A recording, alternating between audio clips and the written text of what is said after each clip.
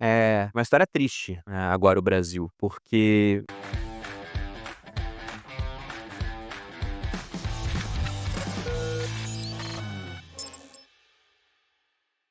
Falando sobre a questão econômica do Brasil agora, como que você enxerga, como é que o Brasil está nesse momento na sua opinião? A gente viu agora a taxa Selic subindo, né, nas últimas reuniões. Como que você está enxergando o Brasil, a economia brasileira nesse atual momento? é uma história triste, agora o Brasil, porque apesar da gente ter obtido recordes sucessivos de arrecadação, porque se você pega as manchetes desse ano, vai em janeiro, olha a manchete assim, recorde, fevereiro, recorde, março, recorde, abril, maio, junho, julho, agosto, setembro, outubro, tudo recorde. Novembro provavelmente será outro recorde. Acho que vai ser recorde atrás de recorde o ano inteiro. Então, se Fórmula 1 é a volta mais rápida atrás de volta mais rápida.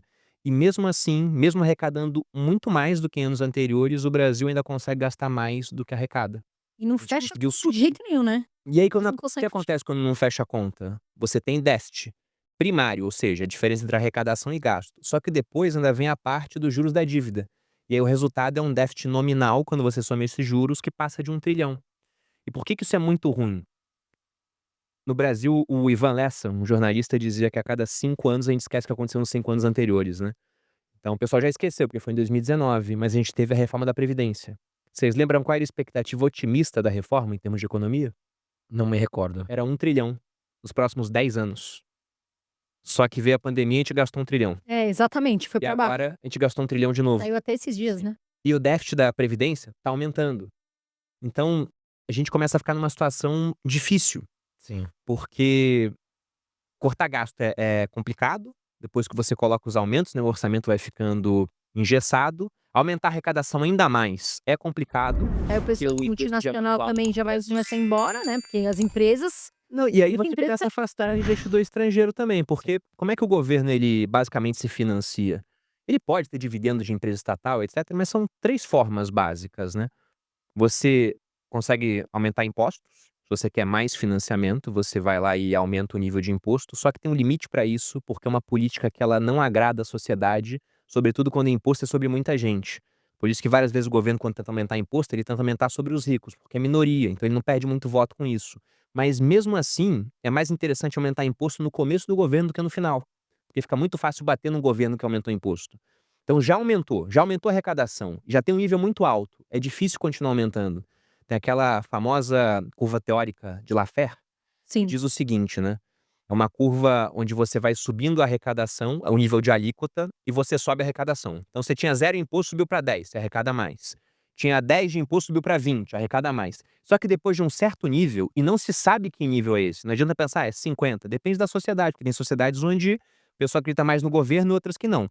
Mas vamos colocar que quando o imposto chega, por exemplo, 40%, ao invés de aumentar a arrecadação pode vir a cair, porque isso aumenta a informalidade, isso diminui a atividade econômica. Então era o cara que fazia alguma coisa e fala: "Pô, com esse tanto de imposto já não compensa mais", porque no final, ainda mais se o imposto é sobre receita, talvez não sobe nada em termos de lucro.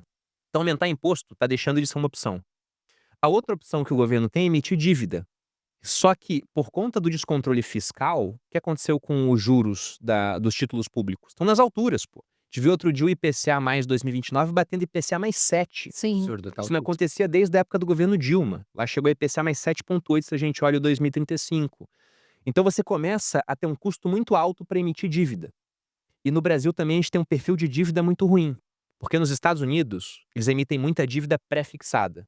Então, durante anos, os americanos emitiram títulos com vencimento de 30 anos com juros de 1, 2%.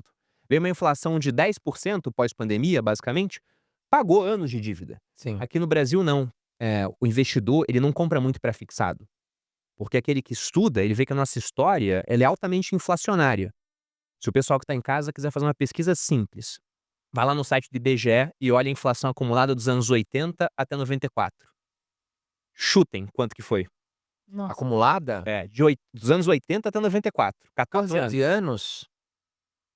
Puta, acumulada? Vou chutar aí uns 250%. 250%? Acho Foi mais. 13 trilhões. Nossa, Trilhões. Pega no site do IBGE, 13 trilhões de inflação acumulada, caraca. da década de 80 até 94. Se uma inflação de 100% são preços dobrando, imagina o quanto os preços subiram para ser trilhão. O Brasil foi um dos raros países que conseguiu ter esse caso de hiperinflação sem passar por uma guerra. Então, quem olha a história fala, cara, prefixado no Brasil não é uma boa, né? Sim, Se é você for arriscado. ter, você vai ter menos. Então, se você pega na dívida pública brasileira, tem pouco pré-fixado. O que que tem muito? É pós-fixado. É o pessoal atrelado à Selic. Sim. Até porque o brasileiro é conservador nessa parte dos investimentos. O brasileiro adora uma aposta, adora uma loteria, uma bet, mas na hora de botar dinheiro ele quer algo parecido com a poupança. Então o Tesouro Selic, mais ou menos 45% da dívida pública está atrelada à Selic. Que tá E aí alto. você vê o seguinte, a gente tem uma inflação subindo. A política de um banco central sério, de um Copom sério, é aumentar a Selic para conter a inflação. Só que quando você aumenta a Selic, você está tornando o serviço da dívida mais caro. Então esse déficit que está em 1 trilhão, desse 1 trilhão, os 800 bilhões é juros da dívida pública. Vai ficar mais alto. Então começa a ficar muito complicado. Pode entrar numa situação conhecida como dominância fiscal, onde a parte fiscal ficou tão ruim que isso acaba tirando capacidade do Banco Central fazer política monetária. Nossa. Mas aí nesse caso que nós tivemos agora que aumentou para 11,25. E o último ponto é criar dinheiro, né? Mas diga. Sim. Não, o que eu ia falar é o que que você acha? Porque tem pessoas que falam: "Ah, mas não podia ter aumentado a taxa. Ah, aumentou, nossa, vai quebrar o varejo. Ah, tal". Foi certo esse aumento? E eu queria que você explicasse, Bruno, por que as pessoas não entendem por que tem que ter esse controle, inflação e a taxa de juros, elas não conseguem entender o porquê que aumenta a taxa. Eu queria que você explicasse isso um pouquinho para eles. Bom, eu acho que no Banco Central, lá no Copom, as cabeças que estão lá são muito mais qualificadas do que boa parte do pessoal que está em casa, inclusive do que eu, para falar qual é a taxa Selic certa no Brasil, né? Tanto é aquela piada conhecida, né? O Banco Central vai lá, mexe com a taxa Selic, aí tá o Joãozinho em casa, 30 anos morando com a mãe, falando, pô, mas era para baixar a taxa. Se o Copom tomou decisões em unanimidade, e esse é um ponto importante, porque uma coisa é você ter uma decisão dividida, né? 5 querem uma coisa, 4 querem outra. Outra é você ter tanto o pessoal que entrou na época do Bolsonaro quanto o pessoal indicado pelo governo Lula adotando o mesmo caminho, que foi nas últimas reuniões a subida da Selic. Então não foi uma decisão dividida, uma decisão que todos tomaram juntos. E por que que eles tomaram a decisão de aumentar a Selic recentemente? O que foi um cavalo de pau considerando as expectativas do começo do ano. Porque se a gente volta em janeiro, você tinha expectativa do Itaú, Bradesco, Research por aí de Selic em 9%. Sim. A Selic chegou a 10 e pouquinho e já começou a subir. Então isso não era esperado no começo do ano. O que pesou foi a parte fiscal. Então isso acabou tendo que alterar a direção das decisões do Copom. E por que que o Copom está elevando a Selic? Para controlar uma inflação que já está começando, no prazo futuro, a desancorar, a sair dessa meta de inflação que a gente tem de 3%, com um teto em 4,5%, né? Porque tem uma banda de tolerância de 1,5 pontos para cima ou para baixo. A de baixo a gente raramente usa, usou no governo Temer, para dar a César o que é de César. A de cima constantemente a gente usa. Então esse ano, por exemplo, vai extrapolar, tá acima. E aí quando isso acontece, vai lá o presidente do Banco Central escrever uma cartinha para o Senado falando sobre por que ele não atingiu a meta de inflação. Então, é um trade-off que a sociedade brasileira acaba tendo que fazer, pelo seguinte: quando você aumenta a taxa de juros, é ruim. Como você falou, pô, o varejo sofre com isso, pra caramba, né? Você tem empresa, Magazine Luiza, Casas Bahia, que na atividade operacional dela, ela tem resultado. Ou seja, você olha o EBITDA da empresa, que é basicamente o lucro antes de impostos, juros, amortização, depreciação, é positivo. Só que depois você tem a parte financeira. Aí entra o serviço da dívida, tira todo o dinheiro, a empresa tem prejuízo. Sim. Porque eles emitiram muita dívida quando a Selic estava a 2, a Selic vai para 11, quebra, fica muito ruim. Então tem muita gente que sofre, porque essa empresa que está agora estrangulada, ela não contrata mais gente, ela demite algumas pessoas, esse pessoal demitido não tem mais renda, como eles não têm mais renda, vão consumir menos os outros, como a renda deles é virar, né, através do consumo, renda de outra pessoa, também tem menos renda, então entra num ciclo negativo que acaba fazendo a inflação diminuir. Então, o que essa política mostra é que, apesar de ser negativa essa retração da economia, ela não é tão negativa quanto ter uma inflação muito alta. Vale a pena causar esse mal a alguns para evitar o mal que afeta a todos, que é a inflação.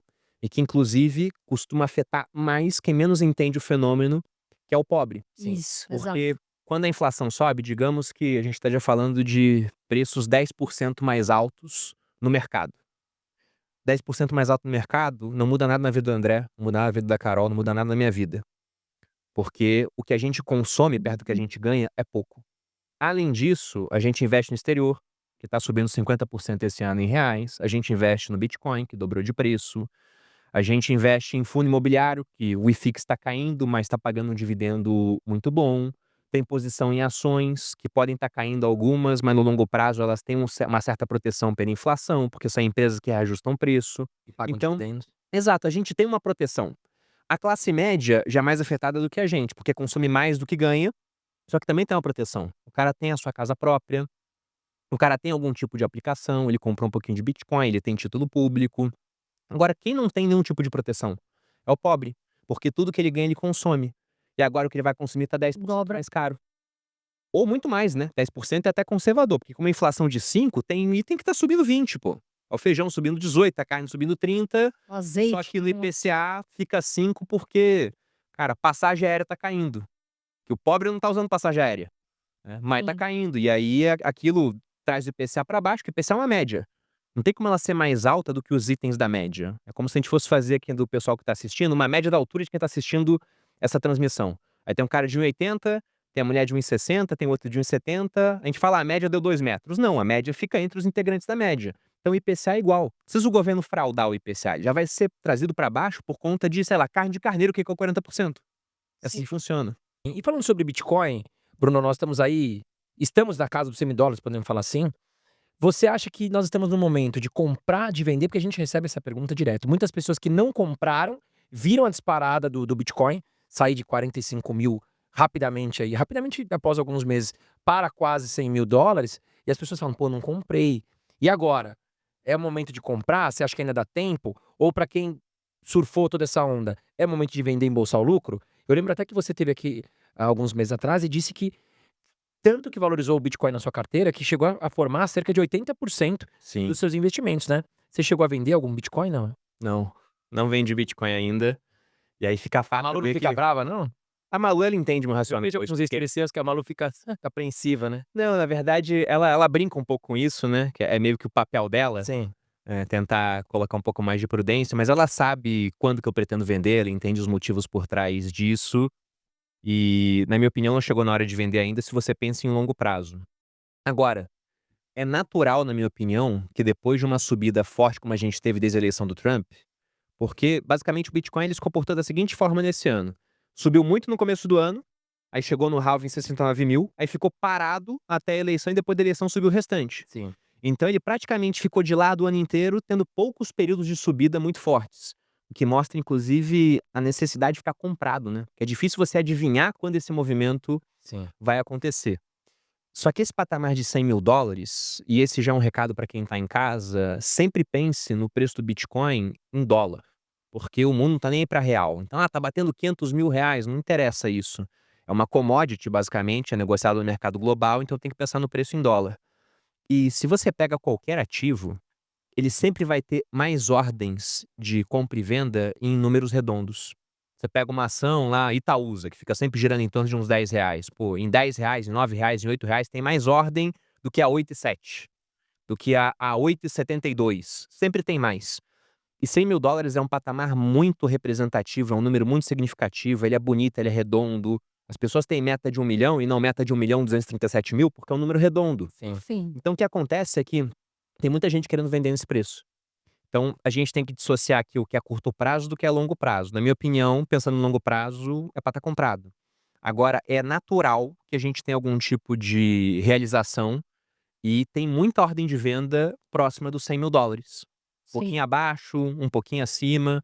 Então, por exemplo, a gente não bateu 100 mil ainda, mas quase bateu 100 mil. Só que o negócio é que quando chega próximo dos 100 mil, tem um monte de gente desovando Bitcoin, esperando que ele caia para uns 90, talvez até menos do que isso, para recomprar. Então, acho que a gente pode ficar meio que consolidado nesse período durante algum tempo. Pode romper os 100 mil, mas rompeu, já cai de novo. Eu tendo a acreditar que é isso que vai acontecer. Na verdade, já é o que está acontecendo. Então, não acho loucura quem vendeu um pouco em 100 mil para tentar recomprar. Agora, a gente tem que lembrar que o mercado também prega peças, né? Pode ser que você venda 100 mil, cai até 95 Aí e você não cai pode mais. E comprar, vai né? subir e vai embora, pô. Porque a gente tem que pensar também que tem muita coisa nova acontecendo. Agora com a eleição do Trump, o Bitcoin que durante anos ele se desenvolveu apesar do que os estados faziam contra, a China proibindo, por exemplo, o dirigente da SEC tentando também viabilizar a oferta de produtos ligados a Bitcoin no mercado financeiro, Vai ser a primeira vez que você vai ter um chefe de Estado que é a favor da criptomoeda, num Estado grande. Que antes você tinha El Salvador, algumas iniciativas em estados menores que não são representativos. Agora, ter o presidente americano advogando a favor e falando que, pelo menos foi o que ele prometeu em eleição, vamos ver se isso era só retórica eleitoral ou se de fato vai virar política, que os Estados Unidos têm que ter uma reserva estratégica de bitcoins. Se eles começam a imprimir dólar para comprar bitcoin, outros países não farão a mesma coisa? Com certeza. Então, A China, com a certeza. a gente pode estar diante de um movimento que não era esperado há pouco tempo. E onde é que o preço pode parar por conta disso? Então, por isso que eu não vendi. Eu entendo quem vendeu. Se der certo, pô, bacana, foi ótimo, né? Mas você está correndo um risco também. Até porque vamos lembrar do seguinte: se essa pessoa for vender e fazer tudo nos conformes, tem imposto de 15%. Sim. Se ela vender mais de 5 milhões, o imposto é maior ainda, porque ele tem uma gradação, a tabela é progressiva. Então, para você vender e recomprar, tem que cair pelo menos 15%. De 100 mil, teria que baixar para uns 85 mil. Se não baixar e você recomprar, então você acabou perdendo dinheiro, né? Pensando no imposto. Exato. É, teve muitas pessoas que mantêm ali dentro, né, do que não precisa pagar imposto, de repente venderam uma parte pequena, Uns 35. né, venderam, ali, fizeram uma venda, fizeram um lucro, mas continuam com o Bitcoin na carteira, porque é para longo prazo. Você acha que a gente tem aí a questão Trump, que a gente acha que pode ser uma grande valorização do Bitcoin, e quais são os outros pontos que a gente tem que olhar para a gente saber o que pode valorizar o Bitcoin, ô Bruno? Bom, aproveitar que a gente está falando de moeda, de Bitcoin, eu vou dar o meu livro para vocês, né? Olha, Trouxe dois, um para Carol, um para André. show de bola. Onde que encontra, Bruno? Tá nas livrarias por todo o Brasil. Então você pode ir numa livraria ou comprar na Amazon. Ficou na lista dos mais vendidos da Amazon desde o lançamento. Na categoria tá em primeiro ainda. Então é um livro que ficou muito bom. Tenho recebido muito feedbacks positivos sobre o livro. E eu não falo de Bitcoin no livro, a não ser na conclusão, basicamente.